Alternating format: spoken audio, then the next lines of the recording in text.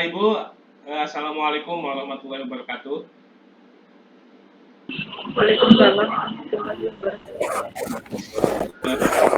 Pertama, mari kita ucapkan puji syukur kehadirat Allah Subhanahu wa taala karena pada kesempatan pagi hari ini kita semua bisa berkumpul kembali dalam keadaan sehat walafiat tanpa ada kekurangan suatu apapun. Dan saya ucapkan terima kasih yang sebesar-besarnya kepada Bapak Ibu karena pada pagi hari ini bisa menyempatkan waktunya untuk bisa join meeting ya dalam rangka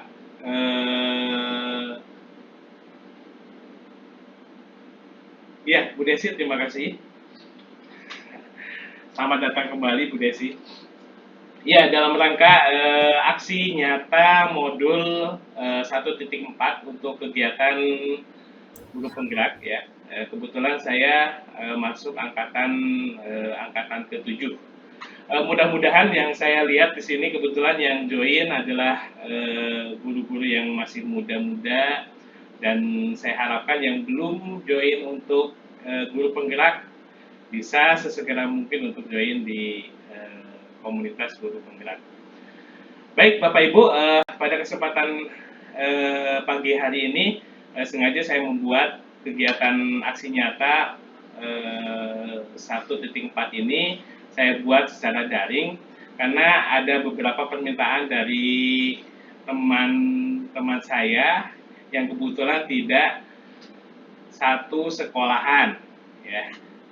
Mungkin di sini ada Ibu Fitri. Selamat pagi Ibu Fitri. Selamat pagi Pak Arif. Mungkin bisa diperkenalkan Bu, Ibu namanya siapa gitu, untuk perkenalan saja. Ya, nama saya Almedatul Fitria, panggilannya Bu Fitri. Saya dulu teman satu sekolah dengan Pak Arif di SMA 21 Surabaya, tapi kemudian Pak Arif berpindah tugas di SMA 5 Surabaya dan saya sekarang di SMK 1 Gempol. Saya mengajar TIK, tapi di sini saya mengajar di jurusan Teknik Komputer dan Jaringan. Baik, terima kasih Bu Fitri. Alhamdulillah bisa join ya Bu Fit. Kemudian yang kedua ada dari SMA 2 di sini, ada Pak Dana. Mungkin Pak Dana bisa memperkenalkan dirinya. Siap Arif. Terima kasih waktunya Pak Arif. Kalau Bu Fitri tadi kan teman SMA-nya Pak Arif ya. Kalau saya teman mainnya Pak Arif. Betul sekali. Nama saya Dana. Saya mengajar TIK di SMA Negeri 2 Surabaya. Seperti itu. Terima kasih Pak Arif. Baik, terima kasih Pak Dana atas kehadirannya. Mudah-mudahan walaupun posisi kita jauh gitu ya, berjauhan, tapi kita tetap di hati ya. Ya, terima Siap kasih Arif. teman-teman yang ada di mana, yang tidak ada di SMA 5 Surabaya sudah hadir pada kesempatan pagi hari ini. Dan mungkin teman-teman yang ada di SMA 5 ada Bu Desi, Bu Indra. Alhamdulillah masih ada yang mau join lagi.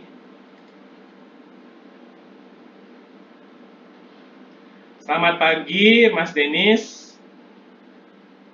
Terima kasih sudah mau join bersama kami di kegiatan ini. Bu Alfi, terima kasih sudah mau join juga di kegiatan saya pada pagi hari ini. Baik, kita langsung. Ada banyak. Ya gimana Bu Alfi? Iya Pak. Ada yang mau disampaikan? Oh enggak ada Pak. Nggak ada. No. Terima kasih. Ya terima kasih. Terima kasih Bu Alfi. Bapak Ibu, terima kasih walaupun dengan berbagai kesibukan yang sedang Bapak Ibu jalankan pada pagi hari ini, tapi bisa mengikuti kegiatan Zoom yang saya sampaikan ke Bapak Ibu. Baik Bapak Ibu, kita langsung saja. Saya ingin menyampaikan mengenai aksi nyata dari modul 1.4 yang selama ini saya ikuti di kegiatan guru penggerak. Ya. Saya bisa share terlebih dahulu untuk presentasinya ya.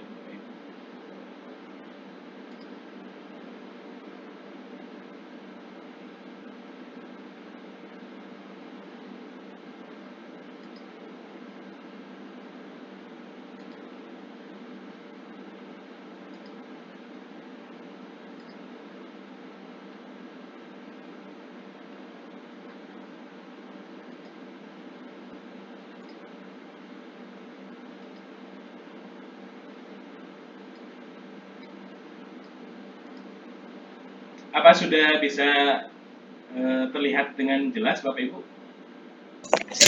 Siap, sudah Pak Arif. Sudah Pak. Jelas Pak.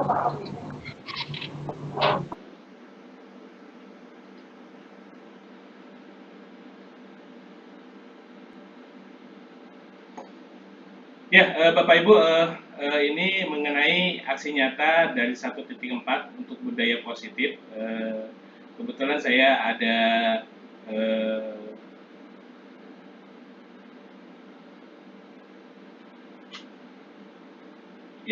kebetulan saya diberi waktu gitu ya untuk memberikan desiminasi mengenai aksi nyata 1.4 mengenai budaya positif. Kita langsung saja ke materinya. Nah ini latar belakangnya ya mengenai budaya positif. Saya rasa yang di foto sudah pada kenal semua ya. Siapa dia? Ada yang tahu? Bapak Ibu? KHD. Ki Hajar Dewantoro. Salah satu tokoh pendidikan nasional kita ya yang tidak asing buat kita semua ya, yaitu Ki Hajar Dewantara atau biasa disingkat dengan KHD ya. Nah, yang jelas menurut KHD tujuan dari pendidikan yaitu menuntut segala kodrat yang ada pada anak-anak agar mereka dapat mencapai kebahagiaan setinggi-tingginya baik sebagai manusia maupun sebagai anggota masyarakat. Jadi yang jelas tujuan dari pendidikan menurut KHD seperti itu ya. Jadi untuk menuntun kebahagiaan ya, kebahagiaan yang setinggi-tingginya bagi setiap individu maupun sebagai anggota masyarakat. Oleh sebab itu, pendidikan hanya dapat menuntun tumbuh kembangnya anak, menuntun sesuai dengan kudrat alam dan kudrat zaman, agar anak dapat memperbaiki lakunya sesuai dengan karakternya. Dan berdasarkan hal tersebut dilandasi oleh budaya positif tentunya yang pada kesempatan pagi hari ini akan kita bahas ya. Mudah-mudahan bisa menambah wawasan bagi kita semua ya.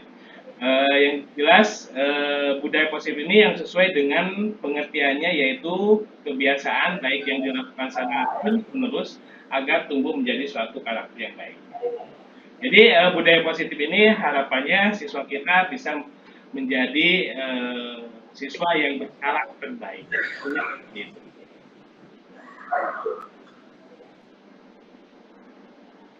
Nah, yang jelas mulai sekarang kita diharapkan ada sebuah perubahan paradigma belajar yang kita lakukan ya.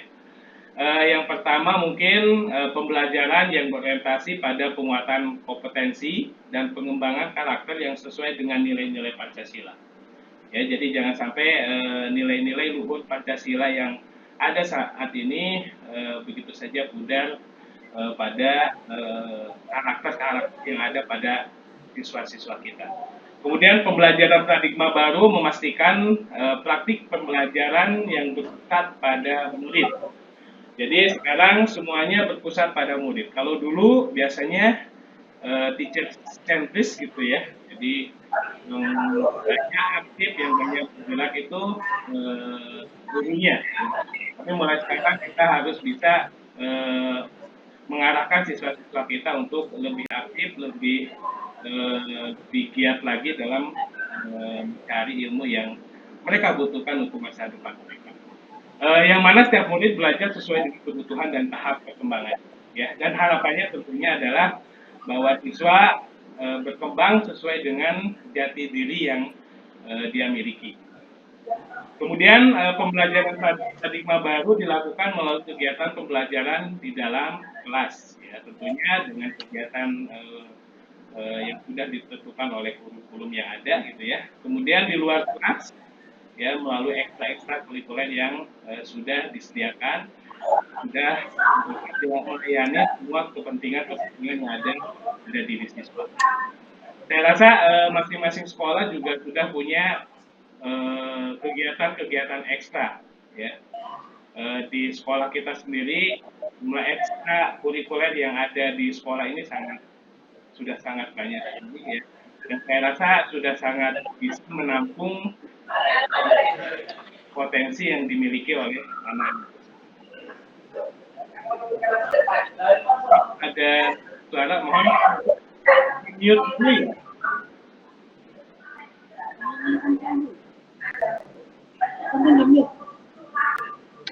Suara siapa ini? Oh, sudah. Oke. Berikutnya. Nah, tadi paradigma tentang perubahan paradigma belajar. Berikutnya kita langsung saja ke budaya positif, ya. Nah, di sini budaya positif merupakan perwujudan dari nilai-nilai atau keyakinan universal yang diterapkan di sekolah. Jadi ini budaya positif, ya. Kemudian budaya positif ini diawali dengan perubahan paradigma tentang teori kontrol. Selama ini barangkali kita sebagai guru merasa berkewajiban mengontrol perilaku siswa agar memiliki perilaku yang sesuai dengan guru ataupun sesuai dengan yang kita harapkan, gitu ya. Budaya positif di sekolah yaitu nilai-nilai, keyakinan-keyakinan, dan kebiasaan-kebiasaan di sekolah yang berpihak pada murid agar murid dapat berkembang menjadi pribadi yang kritis, penuh hormat, dan bertanggung jawab. Karena pendidikan kita mulai sekarang harus berorientasi pada siswa, tentunya kita harus bisa memenuhi kebutuhan-kebutuhan yang diperlukan oleh siswa tersebut.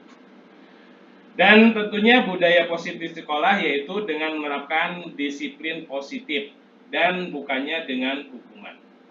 Jadi untuk menciptakan budaya positif di sekolah, kita harus menerapkan disiplin positif, bukan dengan hukuman. Mungkin selama ini ada beberapa dari kita yang masih melaksanakan kegiatan hukuman-hukuman untuk mendisiplinkan dari siswa-siswa kita yang kurang berperilaku yang baik. Jadi mulai sekarang kita harus menerapkan disiplin positif ini. Jadi bukan melalui hukuman-hukuman tersebut.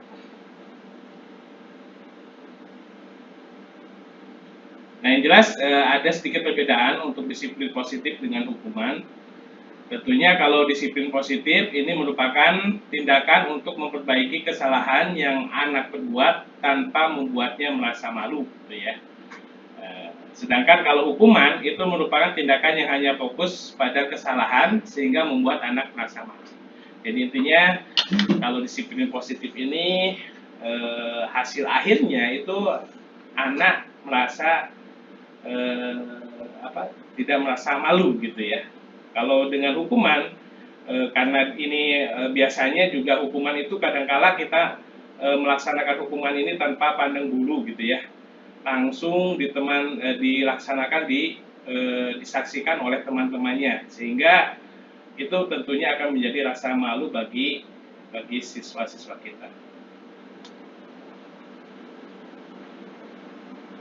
Nah, kita coba serapi terlebih dahulu makna dari disiplin. Kira-kira Bapak Ibu ada yang mau menjawab? Kira-kira makna kata dari disiplin itu apa?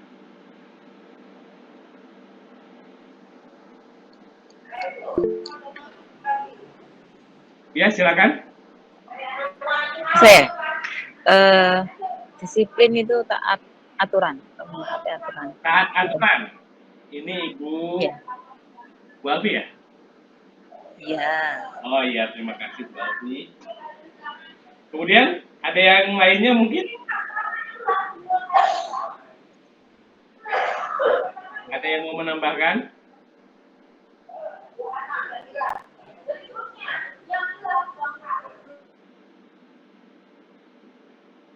Tidak ada?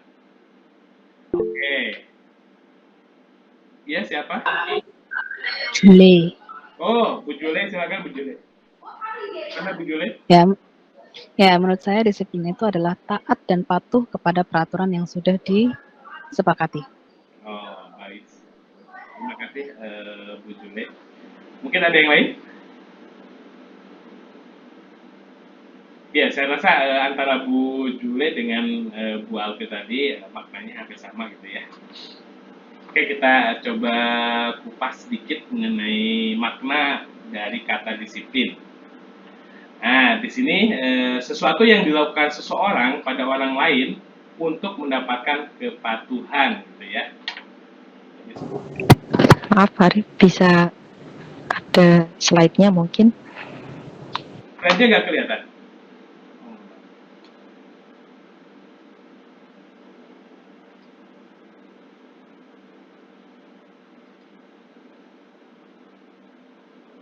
Nggak kelihatan ya slide-nya?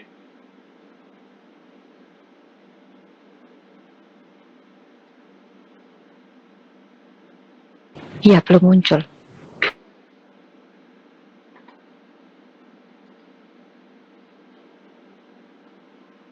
Apa sekarang sudah muncul? Iya, sudah. Baik, saya lanjutkan ya Bapak Ibu.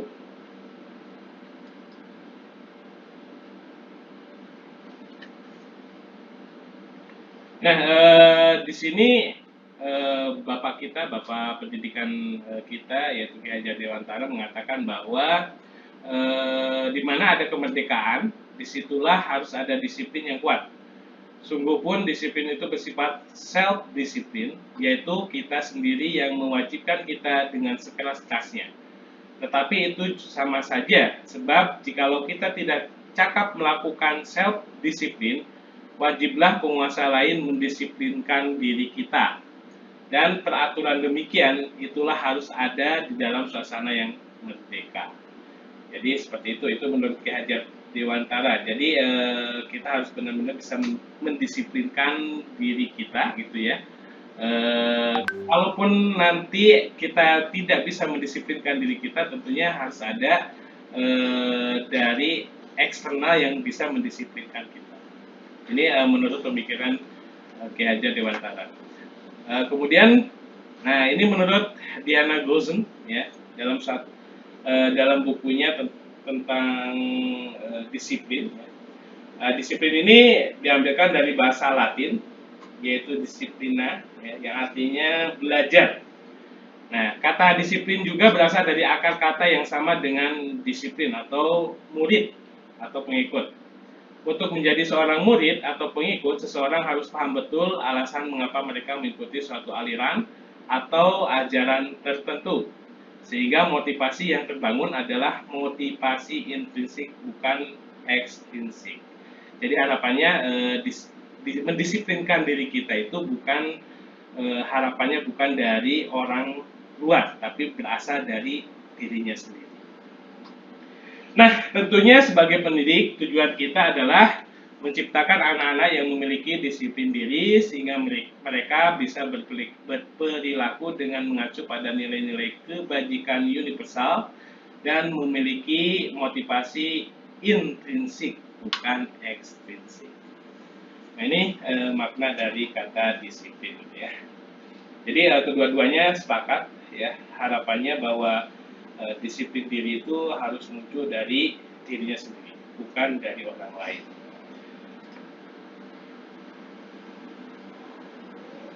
Baik, kita lanjut ke materi mengenai teori kontrol ya.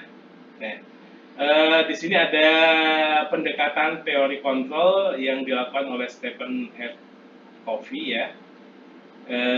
Ini untuk merubah dari paradigma stimulus respon kepada pendekatan teori kontrol.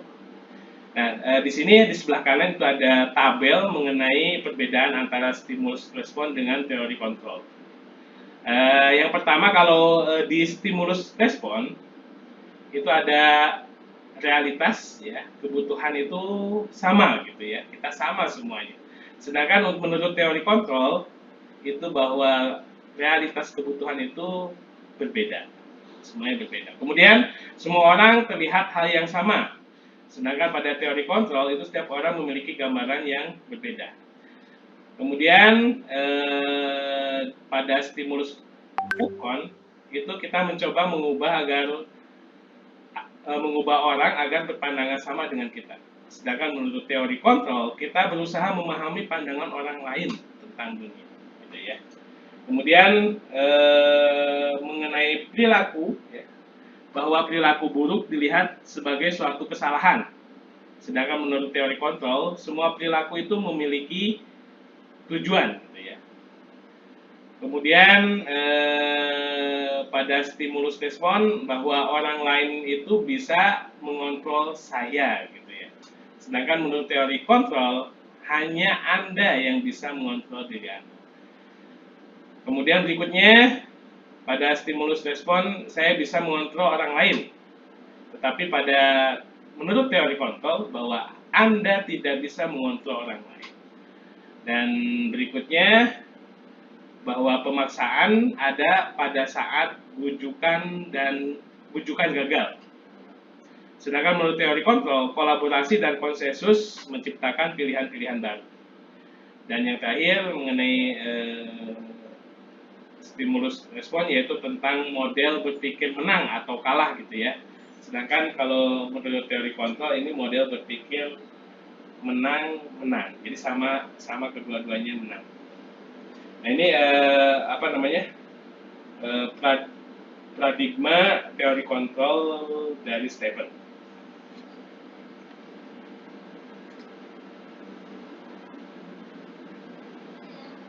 Nah, berikutnya langsung kita ke motivasi perilaku siswa, ya. Nah, di sini ada pendapat yang dikemukakan oleh Diana Golson, ya, tentang 3 motivasi perilaku manusia. Apa saja? Bahwa ketiga motivasi perilaku manusia tersebut, diantaranya yang pertama adalah untuk menghindari ketidaknyamanan atau hukuman. Nah, ini biasanya motivasinya berasal dari luar ataupun ekstrinsik. Kemudian yang kedua, untuk mendapatkan imbalan atau penghargaan dari orang lain. Sama, tentunya kalau ini kan berasal dari luar, gitu ya. Dan yang terakhir atau yang ketiga, yaitu untuk menjadi orang yang mereka inginkan dan menghargai diri sendiri dengan nilai-nilai yang mereka percayai. Nah, ini yang termasuk dari motivasi intrinsik dan menjadi harapan kita semua. Tentunya motivasi yang kita inginkan itu semuanya harus berasal dari dalam diri anak ataupun siswa. Jadi bukan dari motivasi ekstrinsik ataupun dari luar, ya. Jadi harapannya seperti itu. Nah, berikutnya ada beberapa kebutuhan dasar manusia yang bisa menjadikan manusia itu berperilaku seperti apa, gitu ya. Jadi berdasarkan kebutuhan dasar itu, ketika ada kekurangan dari sebuah kebutuhan dasar, tentunya nanti akhirnya manusia ataupun terutama peserta didik kita itu akan terjadi perilaku yang sedikit menyimpang karena kebutuhan dasarnya itu tidak terpenuhi. Nah, kebutuhan dasar itu apa saja? Yang pertama ada kebutuhan bertahan hidup, ya. Jadi semuanya juga pasti memerlukan kebutuhan untuk bertahan hidup. Kemudian tentunya adalah kasih sayang dan rasa diterima. Nah, ini yang kedua, ya, merasa disayangi, gitu ya, dan diterima dalam kehidupannya, gitu ya. Kemudian yang ketiga itu penguasaan. Nah, ini kebutuhan pengakuan atas kemampuan. Kemudian yang keempat, kebebasan. Ya, ini kebutuhan akan pilihan. Jadi semua orang membutuhkan pilihan-pilihan yang sesuai dengan keinginan mereka gitu ya. Kemudian yang berikutnya adalah kesenangan. Ya, kesenangan ini kebutuhan untuk merasa senang. Jadi ini ada 5 kebutuhan dasar manusia yang sebenarnya harus terpenuhi. Biasanya kalau tidak terpenuhi, maka ini akan menimbulkan perilaku yang sedikit menyimpang dari manusia tersebut atau individu tersebut. Atau siswa, karena kita sering berhadapan dengan siswa, mungkin dengan siswa tersebut. Gitu ya. Jadi kita harus benar-benar memperhatikan siswa-siswa kita akan keperluan ataupun kebutuhan dasar mereka.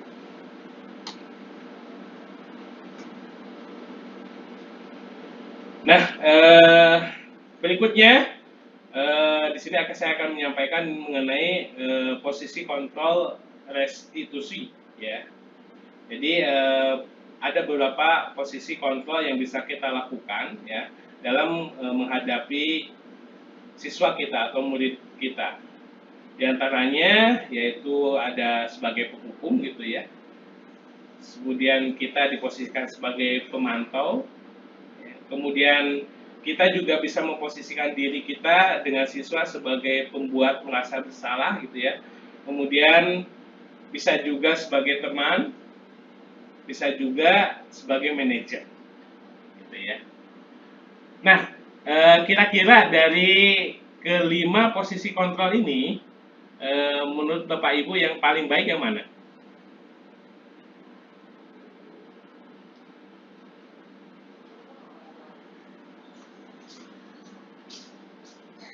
Halo?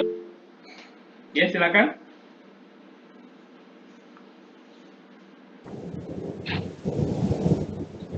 Saya.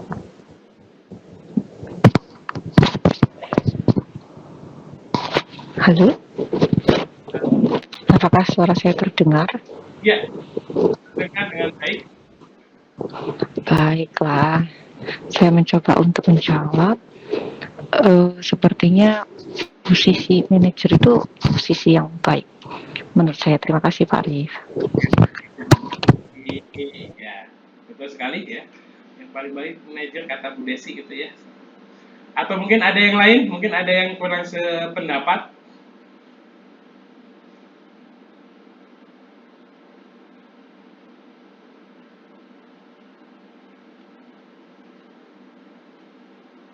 Ya, pada intinya mungkin yang paling baik dari posisi kontrol itu yaitu seperti yang disampaikan oleh Ibu Desi, yaitu memang manajer gitu ya. Nah, di sini kira-kira seperti apa sih posisi kontrol dari kelima posisi kontrol ini ya. Misal di sini ya, ketika guru berbuat gitu ya, kalau seorang penghukum biasanya dia menghardik ya, kemudian sambil menunjuk-nunjuk gitu ya, dan bisa juga menyakiti atau menyindir gitu ya. Kalau seorang pembuat yang merasa bersalah itu dia biasanya berceramah gitu ya, menunjukkan kekecewaan yang sangat mendalam. Jadi dia menceramahi siswanya. Kemudian memposisikan diri sebagai teman itu biasanya dia akan membuat alasan-alasan untuk murid-muridnya gitu ya.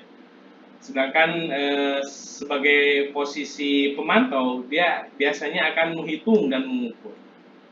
Ya, nanti ada beberapa contoh ya. Kemudian kalau sebagai posisi manajer, dia biasanya akan mengajukan pertanyaan-pertanyaan ya, kepada siswa, kenapa dia bisa berperilaku yang menyimpang seperti itu. Nah, ini ada beberapa perkataan yang menyatakan bahwa kita itu sebagai penghukum, pembuat merasa orang bersalah, sebagai teman, pemantau ataupun manajer. Biasanya kalau penghukum itu biasanya guru kadang-kala berkata seperti ini, kalau kamu tidak melakukannya gitu ya, maka saya akan semisal ngasih hukuman gitu ya. Nah, ini kata-kata yang biasanya digunakan sebagai guru, sebagai seorang penghukum. Kemudian pembuat orang merasa bersalah itu contohnya kamu sudah mengecewakan ibu atau bapak. Nah ini ya, biasanya akhirnya kan ini membuat siswa tersebut merasa bersalah gitu ya. Kalau sebagai teman, nah contohnya lakukan untuk bapak ibu ya nak, gitu. Atau ya sudah nanti bapak atau ibu bantu bereskan. Gitu ya. Nah, ini kan kata-kata yang menyatakan bahwa guru itu sebagai teman dari siswa tersebut. Kalau pemantau, nah kalau pemantau itu ada biasanya apa peraturannya, nah ya seperti itu. Kemudian apa konsekuensinya atau sanksinya, apa yang telah kamu lakukan, gitu ya. Dan kalau sebagai seorang manajer, biasanya dengan kata-kata apa yang kita yakini. Apa kamu meyakini hal tersebut? Kalau kamu meyakini, kamu apakah akan memperbaikinya? Mungkin jadi seperti itu. Jadi dari kata-katanya saja gitu ya, kita bisa memahami bahwa posisi kontrol yang paling baik dari kelima posisi kontrol ini yaitu posisi kontrol manager gitu ya. Nah ini posisi kontrol yang sebaiknya kita lakukan terhadap siswa-siswa kita. Nah ini keyakinan kelas ya, materi berikutnya. Sebelumnya mohon maaf.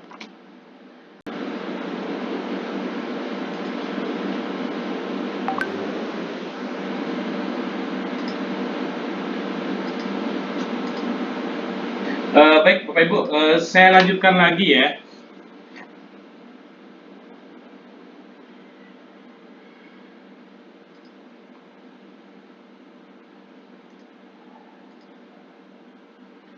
Kita masuk, kita lanjutkan ke keyakinan kelas gitu ya. Di mana keyakinan kelas ini merupakan nilai-nilai kebajikan universal yang disepakati secara tersirat dan tersurat lepas dari latar belakang suku, negara maupun agama, bahasa dan agama. Nah, bagaimana cara membentuk keyakinan kelas? Tentunya keyakinan kelas ini bersifat lebih abstrak dari peraturan yang lebih rinci dan konkret. Kemudian keyakinan kelas berupa pernyataan-pernyataan universal ya. Kemudian pernyataan keyakinan kelas senantiasa dibuat dalam bentuk positif ya. Kemudian keyakinan kelas hendaknya tidak terlalu banyak. Jadi jangan terlalu banyak ya. Kemudian mudah diingat dan dipahami oleh semua warga kelas. Berikutnya keyakinan kelas sebaiknya sesuai yang dapat diterapkan di lingkungan tersebut ya. Jadi nggak usah jauh-jauh ya, karena ini juga digunakan di lingkungan tersebut. Jadi keyakinan kelasnya hanya dibuat pada kelas tersebut gitu ya. Kemudian semua warga kelas hendaknya ikut berkontribusi dalam pembuatan keyakinan kelas lewat kegiatan curahan pendapat. Jadi semuanya wajib berkontribusi ya dengan menyampaikan kira-kira keinginannya apa gitu ya. Kemudian bersedia meninjau kembali keyakinan kelas dari waktu ke waktu. Jadi kalaupun keyakinan kelas itu sudah jadi ya, tapi itu bukan sesuatu yang tidak bisa dirubah, karena kemungkinan ada keinginan yang lain yang ingin disepakati gitu ya. Jadi sewaktu-waktu itu bisa berubah. Nah, bagaimana membuat pendalaman keyakinan kelas ya? Nah, di sini ada beberapa kegiatan yang bisa kita lakukan untuk membuat keyakinan kelas ya. Pertama mungkin caranya gitu ya. Ini saya pernah jalankan di kelas yang saya ajarkan ya. Jadi dengan membuat keyakinan kelas, siswa lebih tertib dan juga mungkin juga mereka merasa nyaman dengan keadaan kelasnya gitu ya. Semisal kebetulan saya kan guru informatika, saya mengajar di ruangan lab komputer. Di sana saya ada sebuah kesepakatan gitu ya dengan siswa dari keyakinan kelas itu bahwa siswa tidak masuk terlambat, di mana tidak boleh melebihi 10 menit gitu ya. Dan ternyata setelah ada keyakinan kelas ini, betul sekali siswa tidak ada yang terlambat sama sekali. Jadi mereka berlomba-lomba dari kelasnya ke kelas ke lab komputer itu cepat gitu ya, tanpa ada yang mampir kemana terlebih dahulu. Jadi ini sesuatu yang sangat bermanfaat buat kita. Jadi kita harus membuat keyakinan kelas terlebih dahulu, buat kesepakatan dengan siswa biar kondisi dari pembelajaran yang kita lakukan itu berjalan dengan sebagaimana mestinya. Nah ini kegiatannya ya, kegiatan dalam membuat keyakinan kelas bisa kita lakukan dengan cara mungkin anggota kelas dibagi menjadi beberapa kelompok terlebih dahulu, gitu ya. Kemudian setiap kelompok diberikan kertas, boleh ya, kita kasih kertas. Kemudian salah satu kelompok membuat huruf kapital ataupun T kapital yang besar gitu ya, atau tabel T. Kemudian guru memberikan salah satu keyakinan kelas kepada setiap kelompok. Jadi guru memberikan keyakinan kelas secara garis besarnya gitu ya. Dua kelompok bisa mendapatkan keyakinan yang sama bila ada 10 kelompok. Jadi bisa kita membuat dua kelompok itu membuat keyakinan yang kesepakatan keyakinan kelas yang sama. Kemudian selanjutnya setiap kelompok diminta untuk bercurah pendapat tentang keyakinan tersebut. Jadi masing-masing kelompok bercurah ya, kira-kira akan membuat keyakinan kelas seperti apa. Kemudian hasil curhatan pendapat dari setiap kelompok tadi, masing-masing kelompok dipresentasikan di kelompok besar atau di depan kelasnya. Nah setelah itu, setelah presentasi kita tempel ya di dinding kelas. Kemudian kita akan membuat rangkuman dari semua kesepakatan kelas yang mereka ajukan. Jadi nanti kita simpulkan semuanya. Saya rasa masing-masing kelompok juga rata-rata hampir sama isinya. Jadi yang sama-sama itu kita kumpulkan jadi satu.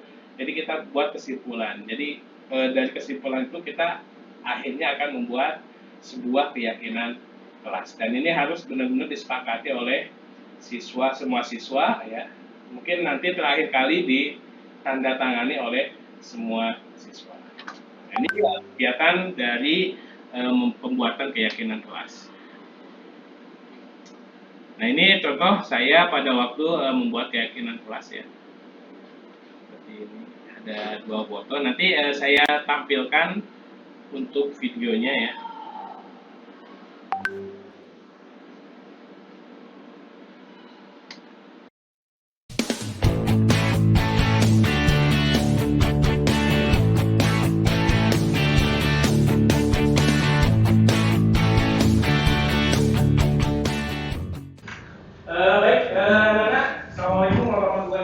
Waalaikumsalam warahmatullahi wabarakatuh. Selamat siang semuanya. Siang Pak. Gimana kabarnya ini? Alhamdulillah. Alhamdulillah luar biasa. Saya. Luar biasa.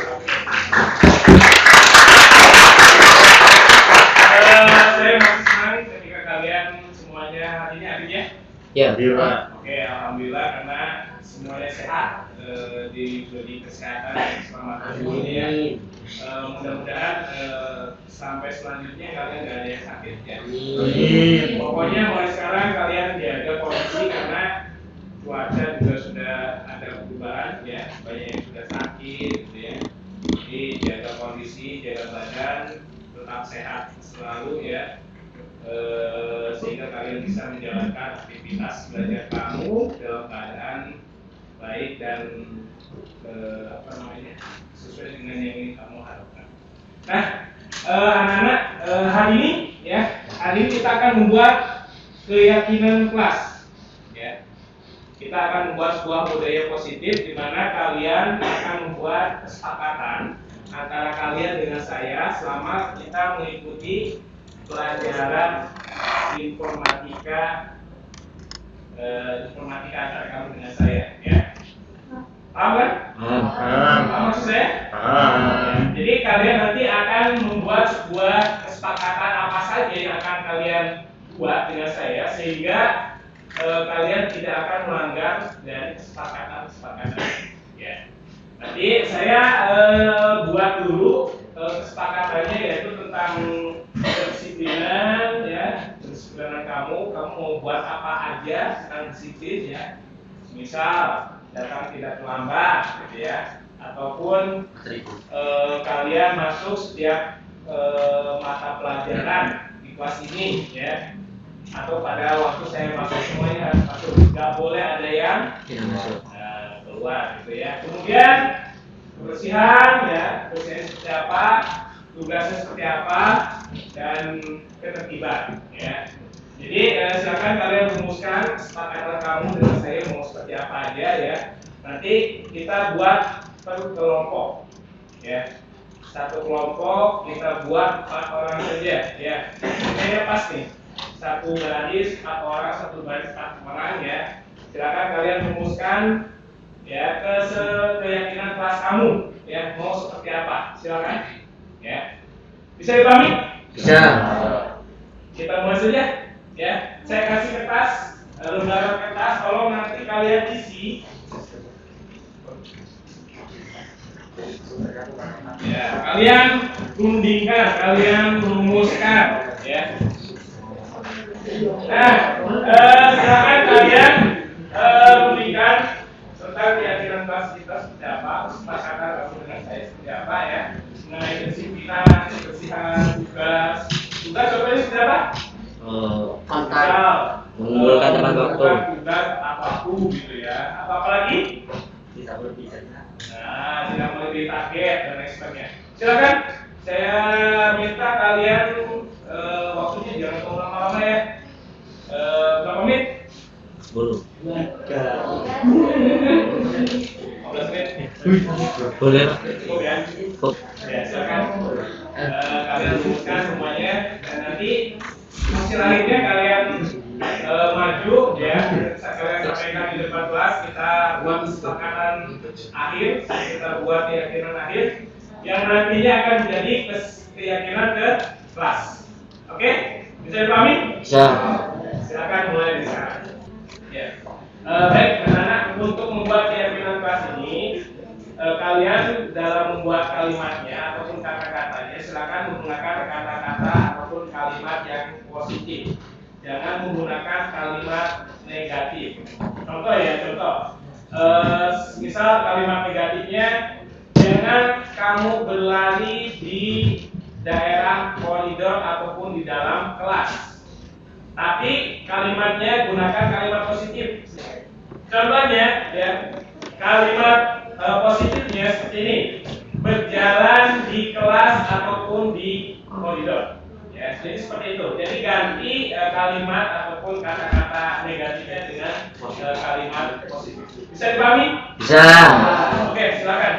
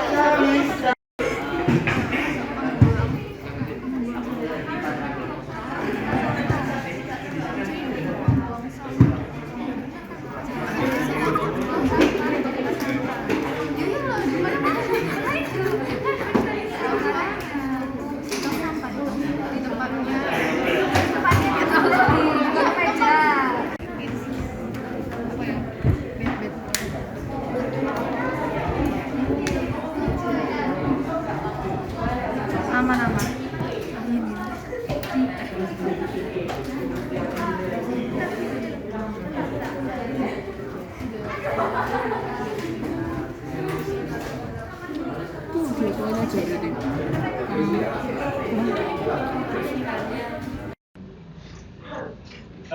anak-anak, masing-masing kelompok sudah mengumpulkan keyakinan kelasnya ya yang akan menjadi kesepakatan kita ya yang nanti akan kita gunakan untuk ketertiban dan keselamatan kita di kelas ini gitu ya.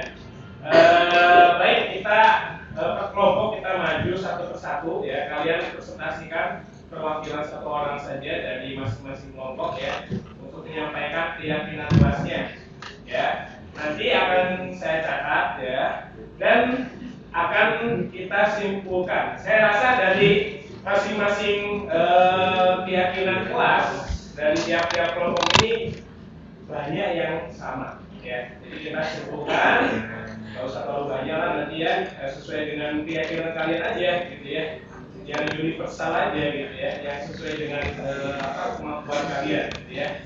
Oke, kita awali dari kelompok pertama. Chelsea, mana Chelsea? Oke, Chelsea, silakan satu orang saja ya untuk menyampaikan.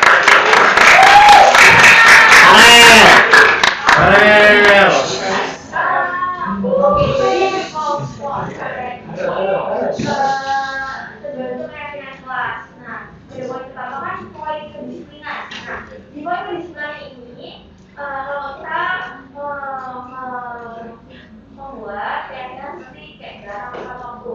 Kenapa kita membuat keyakinan bagaimana kondisi ini dalam waktu? Karena kita dalam waktu kita juga akan buat sesuatu. Kita tuh buru-buru kalau mau masuk.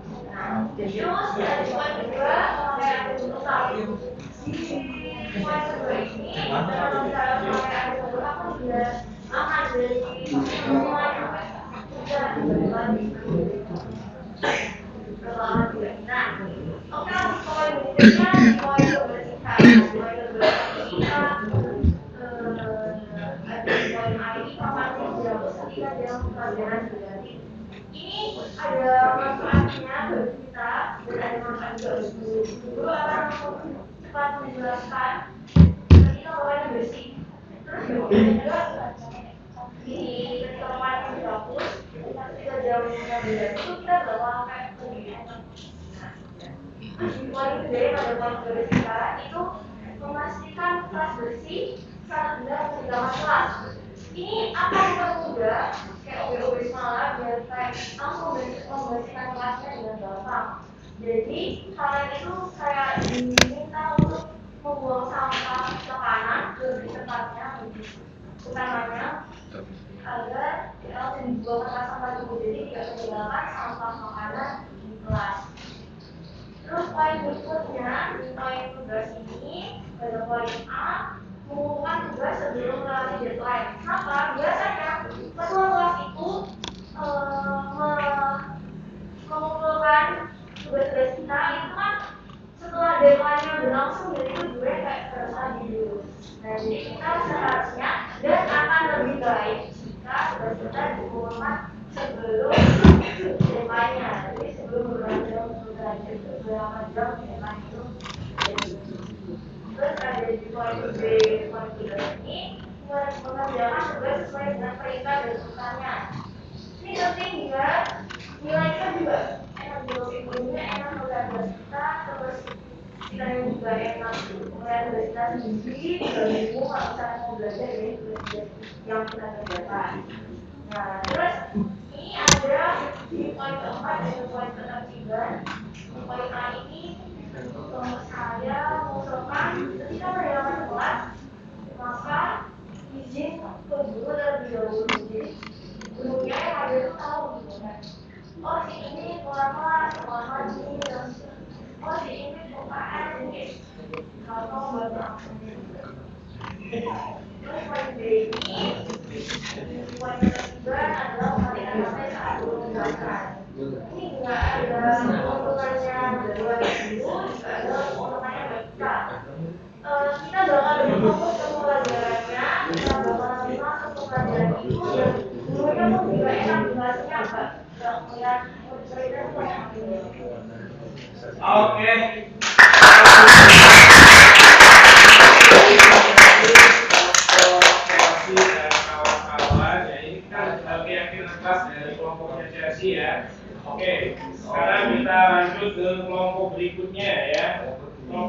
kelompoknya dari Erlangga. Ya, silakan wakilnya. Kalau saya lihat pada dasarnya hampir sama sih, jadi kita nanti simpulkan bersama kira-kira kesepakatan kelas secara keseluruhan itu apa. Silakan, siapa ini? Erlangga. Oh, Erlangga ya, silakan Erlangga. Silakan Erlangga. Disuruh mau duduk. Baik, jadi di kelas ini kan ada 4 poin. Yang pertama pembangunan, yang kedua kegiatan, dan ketiga tugas. Yang adalah ketertiban. Jadi dari kelompok kami mengusulkan untuk kedisiplinan yaitu selalu datang tepat waktu. Kan ya kalau datang tepat waktu dan yang poin yang kedua adalah itu lengkap sesuai ketentuan sekolah seperti saya dan kawan-kawan saya hari ini kami lengkap dong. Dan yang kedua yaitu kebersihan. Yang pertama adalah melaksanakan tiket kelas yang dimana ini sudah menjadi kewajiban setiap anak di satu ruangan tersebut. Dan yang kedua adalah meningkatkan kesadaran diri demi menjaga kebersihan kelas yaitu dengan poin pertama yaitu melaksanakan tiket kelas. Oke. Dan yang ketiga adalah tugas. Yang poin pertama adalah mengumpulkan tugas-tugas tersebut di grup desain. Misalkan grup desain karena ini merupakan sebuah kedisiplinan diri. Dan yang poin yang kedua yaitu mengerjakan dengan sungguh-sungguh. Berarti jangan setengah hati terhadap tugas yang kalian miliki, harus sungguh-sungguh dan harus dikumpulkan juga sebelum deadline. Dan yang untuk terakhir, poin terakhir yaitu ketertiban. Yang pertama adalah menyapa dulu dengan sopan santun maupun dimanapun mau di koridor kelas ataupun saat berpapasan. Pokoknya di sekitar sekolah harus berpapasan dengan guru. Dan yang kedua ya adalah mengikuti peraturan sekolah dengan baik karena sekolah sudah melakukan SOP atau peraturan yang sudah dilakukan di lingkungan sekolah. Oke, baik. Ya dari saya. Terima kasih. Assalamualaikum warahmatullahi wabarakatuh. Terima kasih kelompok Erlangga dan teman-temannya. Berikutnya keyakinan kelas dari kelompoknya Kamilia.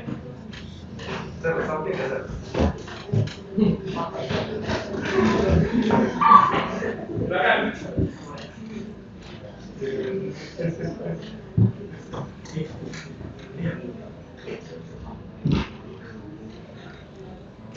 Oke, di sini saya akan menjelaskan keyakinan kelas dari kelompok kami. Jadi bidang kedisiplinan yang pertama ada dalam hal waktu. Jadi saya itu sering lihat ada anak yang datang itu kayak kelas jalan sama yang kedua itu memakai atribut lengkap. Saat terlebih lagi kayak contoh guru yang sangat mengutamakan disiplinan seperti kayak Agus, itu yang nggak pakai pin itu kan di poin. Jadi kita sepakat untuk di poin kedisiplinan yang poin kedua yaitu memakai atribut lengkap. Lalu di bidang kebersihan, yang pertama ada buang sampah di bak sampah. Soalnya kelas kita itu kadang masih kotor. Saya banyak yang kena sampah itu tinggal di kelas gitu. Terus yang kedua itu ada masyarakat dengan kelas. Ya benar. Kelas. Sama kayak inilah bangku itu dirapikan nggak berantakan. Terus yang di poin selanjutnya itu ada tugas. Tugas yang pertama itu menyelesaikan tugas tepat waktu dan juga. Yang kedua itu diskusi dalam menyelesaikan tugas. Jadi kan ini kan tugas bukan ujian. Kalau tugas kan diskusi juga apa kayak mengumpulkan beberapa opini teman, kayak mungkin opini si A sama si B itu beda, jadi disatukan untuk menemukan opini yang paling tepat. Terus di poin terakhir ada ketertiban. Yang pertama itu fokus saat jam pelajaran sedang berlangsung, jadi nggak main HP atau ngobrol sendiri sama temannya. Terus yang poin kedua itu ada memenuhi peraturan saat ujian berlangsung. Jadi kayak contek, terus nggak rame sendiri, terus kayak fokus ujian, nggak toleran diri. Udah itu aja, terima kasih. Oke, terima kasih.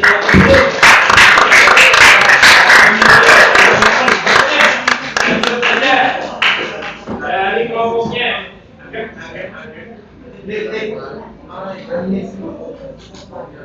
Mana? Angkat Arif. Ayo. Ayo. Alif.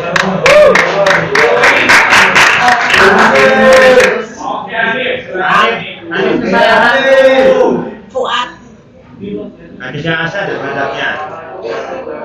Waalaikumsalam warahmatullahi wabarakatuh.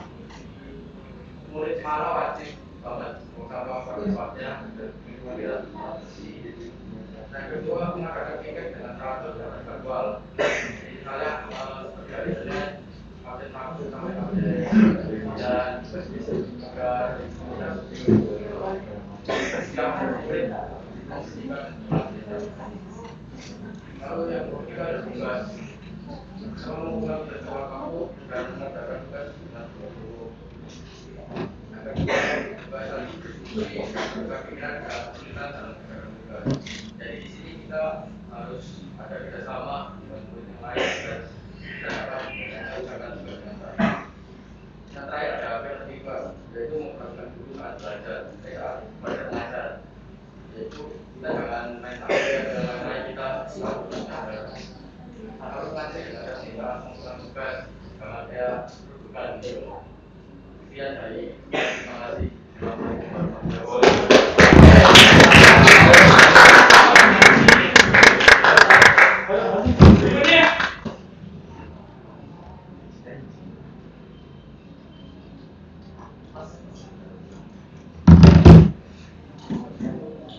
Oke, semuanya lihat ke sini ke sini ya. Bila di layar sini dari paparan keyakinan kelas dari masing-masing kelompok tadi, ya. Di sini saya membuat beberapa kesimpulan. Pada dasarnya hampir sama ya isinya, sesuai dengan yang saya tampilkan di sini. Saya rasa semuanya sudah masuk di sini. Tapi tolong kalian cermati lagi. Kalau seandainya ada yang kurang, ada yang berlebih, silakan kalian kasih masukan saya. Oke? Baik. Untuk keyakinan kelas kita ya, untuk kelas 15 ya. Pertama, datang tepat waktu. Setuju? Setuju. Oke, setuju ya. Kemudian yang kedua, menjaga kebersihan kelas dan lingkungan sekitar. Setuju? Setuju. Setuju ya. Berikutnya, yang ketiga, memakai pakaian seragam dan atribut lengkap. Setuju? Setuju. Oke, setuju ya. Berikutnya, selalu mengikuti setiap mata pelajaran. Setuju. Tentunya ya, harus ini. Berikutnya, selalu mengerjakan tugas yang diberikan oleh guru dan tepat waktu. Insya Allah. Setuju. Oh, insya Allah. Harus setuju? Setuju. Setuju ya. Berikutnya, melaksanakan 5S. Salam, senyum, sapa, sopan dan santun. Setuju. Setuju ya. Setuju. Dan yang terakhir di sini melaksanakan tiket kelas yang teratur dan sesuai jadwal. Setuju? Setuju. Oke, dari keyakinan kelas yang sudah saya buat di sini yang berdasarkan dari paparan kalian, kira-kira ada yang kurang? Tidak. Sudah cukup? Oke, sudah cukup ya. Kalau sudah cukup berarti 7 keyakinan kelas ini akan menjadi keyakinan kelas kita bersama. Jadi semuanya harus benar-benar melaksanakan keyakinan kelas ini, ya. Dan semuanya juga harus menjalankan semua keyakinan kelas yang sudah kita buat kesepakatan ini, ya. Bisa dipahami? Bisa dijalankan? Bisa. Oke, deal ya? Oke, deal. Ada tambahan? Sekali lagi? Tidak ada? Oke, kalau tidak ada, oke.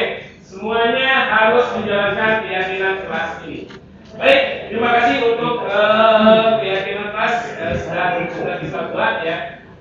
Baik, kita langsung ke materi selanjutnya. Sebelumnya jangan lupa, mohon maaf, kalian oke, baik anak-anak, ini keyakinan kelas kita. Silakan kalian catat kembali ya, catat kembali keyakinan kelas ini ya. Kemudian kalian tanda tangani ya sebagai bukti ya, atas keyakinan yang sudah kalian pahami yang akan kalian jalankan. Ya. Silakan. Oke, kalau sudah, silakan kumpulkan lagi ya. Jangan lupa ditandatangani semua. Tadi sudah deal semua kesepakatan tentang keyakinan kelas ini. Saya harapkan kalian menjalankannya sebaik-baiknya karena sudah kalian tandatangani ya. Dan ini akan selalu saya bawa di di tas saya ya. Jadi kalau kalian melanggar ya ada keyakinan kelas yang sudah kita sepakati ya. Silakan kumpulkan lagi. Oke. Nanti ini akan dibuat ditempel ya di kelas ya. Tolong ketua kelas siapa? Oke, nanti buatkan ya untuk keyakinan kelas ini. Nah, materi yang terakhir, mohon maaf, berikutnya itu tentang restitusi. Ada 2 materi lagi, mohon maaf ya. Ada restitusi dan segitiga restitusi. Nah, di sini restitusi itu apa? Restitusi adalah suatu proses menciptakan kondisi bagi murid untuk memperbaiki kesalahan mereka, sehingga mereka bisa kembali kepada kelompok mereka dengan karakter yang lebih kuat. Ini menurut dosen ya. Restitusi juga merupakan proses kolaboratif yang mengajarkan murid untuk mencari solusi untuk masalah mereka dan membantu murid berpikir tentang orang seperti apa yang mereka inginkan dan bagaimana mereka harus memperlakukan orang lain. Nah, ini menurut Gosen ya. Jadi ini pengertian dari restitusi. Kemudian ciri-ciri dari restitusi itu apa? Yang pertama, bukan menembus kesalahan, tetapi belajar dari kesalahan. Itu yang pertama. Kemudian yang kedua, memperbaiki hubungan tentunya ya. Kemudian yang ketiga, tawaran bukan paksaan, jadi menawarkan ya. Kemudian yang berikutnya, menuntun untuk melihat ke dalam diri. Kemudian mencari kebutuhan dasar yang melatar belakangi tindakan ya. Berikutnya, fokus pada karakter bukan tindakan. Dan yang terakhir adalah menguatkan dan fokus pada solusi. Ini mengenai restitusi. Berikutnya mengenai restitusi, masih mengenai restitusi. Di sini Diana Gosen dengan pendekatan restitusi ini menempatkan 5 posisi kontrol. Oh, yang tadi sudah kita sampaikan ya, ada penghubung, pembuat masalah, merasa bersalah sebagai teman, pemantau, manajer. Tadi sudah kita sampaikan ya di awal tadi. Langsung saja kalau berikutnya ke segitiga restitusi. Ini materi terakhir dari saya mengenai segitiga restitusi. Nah, seperti apa segitiga restitusi? Ini menurut Diana Gosen yang merancang dari segitiga restitusi ini ya, ada 3 tahapan dari segitiga restitusi. Yang pertama adalah menstabilkan identitas ya. Ini bertujuan untuk mengubah identitas anak dari orang yang gagal karena melakukan kesalahan menjadi orang yang sukses ya. Kemudian validasi tindakan, di mana ini bertujuan untuk memenuhi kebutuhan dasar. Dan yang ketiga adalah menanyakan keyakinan ketika identitas sukses telah tercapai. Ini 3 langkah dari segitiga restitusi. Saya memiliki video ya yang pernah saya buat untuk membuat segitiga restitusi. Saya tampilkan terlebih dahulu ya.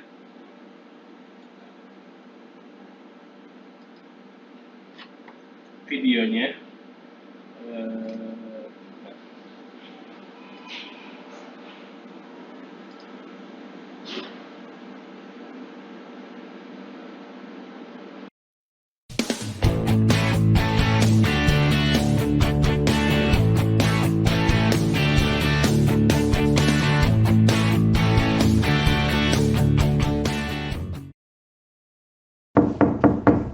Assalamualaikum.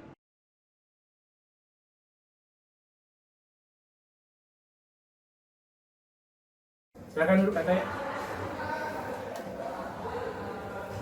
Selamat siang Ataya. Selamat siang, Pak. Kamu tahu kan kenapa kamu sekarang semeja dengan saya? Begini Ataya, udah beberapa tugas sampai hari ini belum juga kamu kumpulkan. Padahal saya sudah mengumumkan di kelas kamu berkali-kali. Menurutmu berapa tugas dari Bapak yang belum kamu kerjakan? Kalau nggak salah ada 3 tugas, Pak, yang belum saya kerjakan. Ataya, sebenarnya bukan kamu satu-satunya yang sering terlambat mengerjakan tugas. Ada beberapa teman lain pun kadang terlambat mengerjakan tugasnya. Namun, hingga kini kamu masih belum menyelesaikan tugas-tugas itu. Pasti ada alasan tertentu kan? Maaf Pak, waktu saya memang kurang sekali. Setelah pulang dari sekolah, saya langsung membantu orang tua jualan di pasar. Akhirnya, waktu untuk mengerjakan tugas tidak ada. Wah, kamu cukup sibuk ya untuk menggunakan waktumu. Kalau habis pulang dari pasar, kamu kemana? Habis itu saya pergi main sebentar sama adik saya di sekitaran taman, Pak. Oh, bermain bersama adik. Memang itu juga perlu dilakukan untuk menyenangkan hati dan pikiranmu, bukan? Iya, Pak. Saya senang bermain bersama adik saya. Nah, sekarang coba kita cek lagi. Ternyata kamu masih punya waktu luang kan untuk bermain bersama adikmu? Nah, menurut keyakinan kamu, di antara bermain bersama adikmu dengan mengerjakan tugas dari guru kamu, mana yang lebih penting? Ya tentunya mengerjakan tugas lebih penting, Pak. Kamu meyakini tidak kalau tugas yang diberikan oleh guru kamu akan sangat bermanfaat buat kamu untuk menambah pengetahuan kamu dan bekal kamu nanti kalau sudah jauh lebih besar? Yakin, Pak. Ya, tentu saja. Karena tentunya setiap tugas yang diberikan oleh guru akan menambah wawasan kamu dan nantinya tentunya akan bermanfaat buat kamu. Nah, ada keyakinan yang kita sepakati yang perlu kita laksanakan, yaitu bagaimanapun juga kita harus menyelesaikan tugas yang diberikan oleh gurumu, bukan? Iya, saya harusnya menyelesaikan tugas yang diberikan oleh guru. Saya juga harus bisa membagi waktu. Sekecil apapun peluang waktu yang ada harus saya manfaatkan untuk bisa menyelesaikan tugas tersebut. Kira-kira kamu bersedia memperbaiki masalah ini? Bersedia, Pak. Kalau kamu bersedia, kira-kira kamu mau seperti apa ke depannya? Saya harus secepatnya menyelesaikan tugasnya, Pak. Dan mungkin tidak hanya tugas dari Bapak saja, tapi tugas dari semua guru harus saya segera selesaikan. Kira-kira bagaimana kamu mau menyelesaikan tugas-tugas itu? Dan kapan kamu mau mengerjakannya? Segera, Pak. Saya akan menyelesaikan setelah saya membantu orang tua. Mungkin saya tidak bermain terlebih dahulu dengan adik saya di taman. Untuk sementara waktu ini, sampai tugas-tugas saya selesai. Nah, bagus Ataya. Sekarang kamu sudah makin mengerti bermain bersama adik adalah suatu keharusan. Namun, bisa saja kamu lakukan pada hari libur atau ketika kamu longgar tidak ada tugas di sekolah. Jadi, utamakan tugas kamu selesai terlebih dahulu, karena itu tanggung jawab kamu dan buat kamu di masa yang akan datang.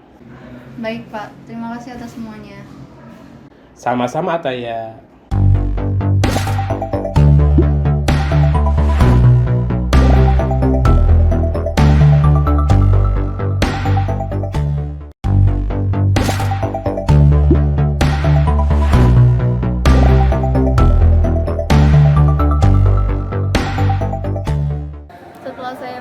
Praktik segitiga restitusi, saya senang tidak dimarahin dan lebih diarahkan, dan saya jadi tahu dan bertanggung jawab pada tugas-tugas saya, dan kemudian hari saya tidak akan mengulangi kesalahan yang sama.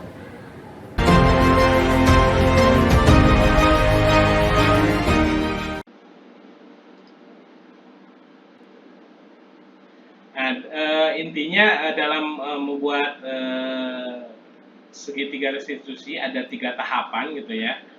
Tadi bisa kita lihat dari video itu ada 3 tahapan yang dilakukan, yaitu yang pertama menstabilkan identitas terlebih dahulu ya. Ini untuk bertujuan mengubah identitas anak dari orang yang gagal karena melakukan kesalahan menjadi orang yang sukses gitu ya.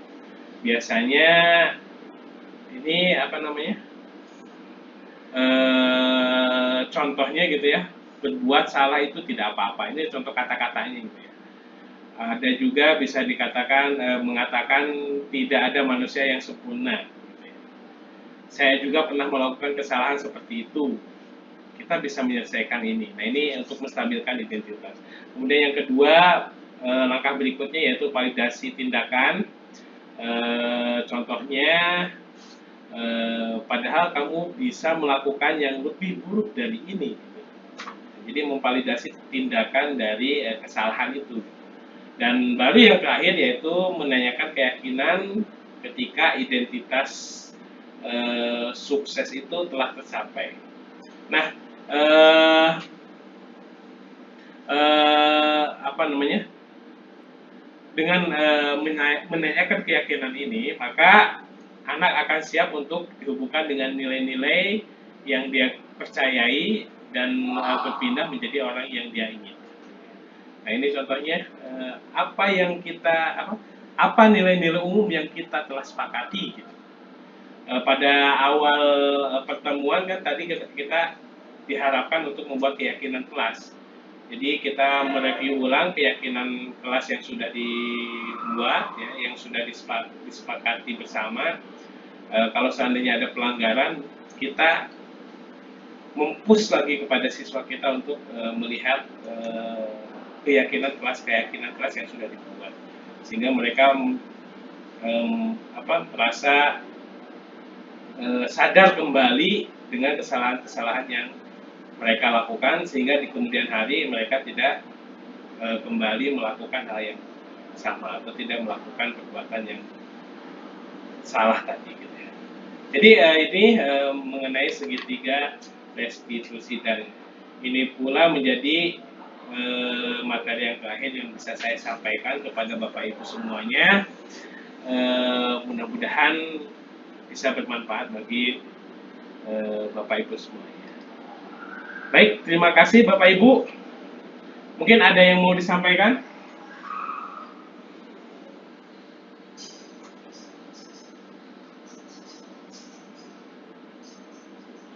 Ibu Desi atau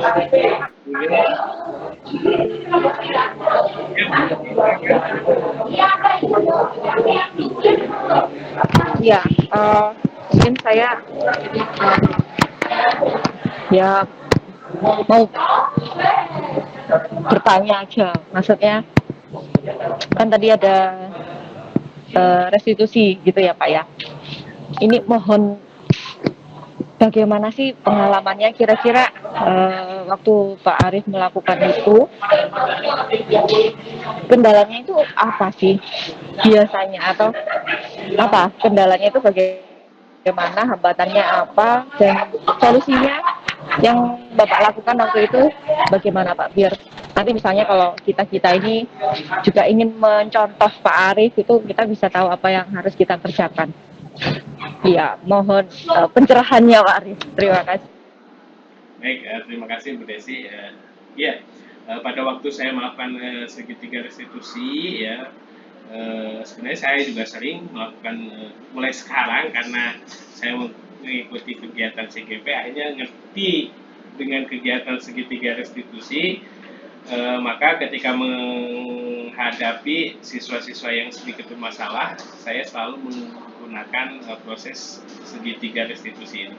Memang hambatan-hambatannya memang ini agak sedikit panjang mungkin ya, karena ada tahapan yang harus kita lalui. Jadi ini memerlukan sedikit waktu yang lebih mungkin ya. Namun demikian kita bisa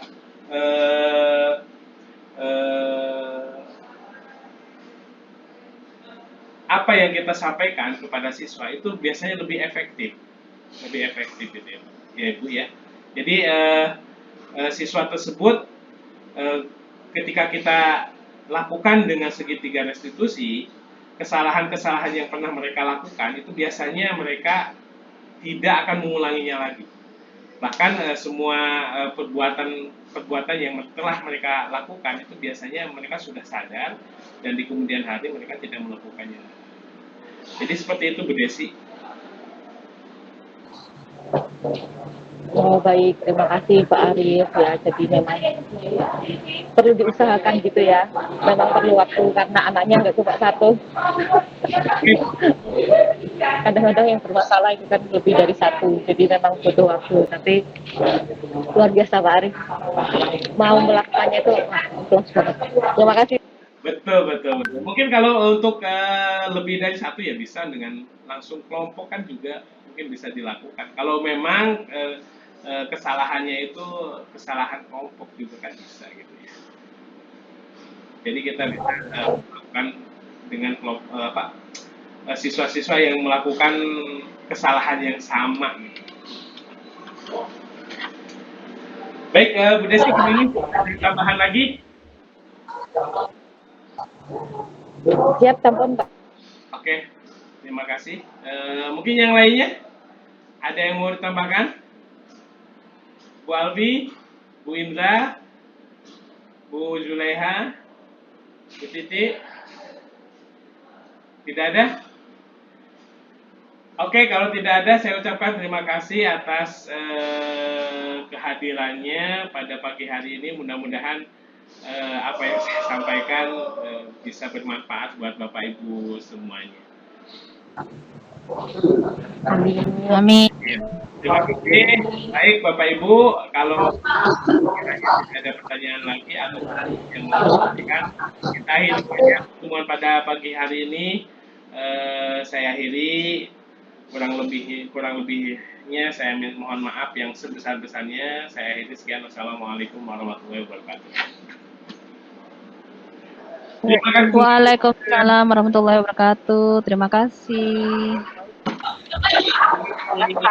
Selamat pagi.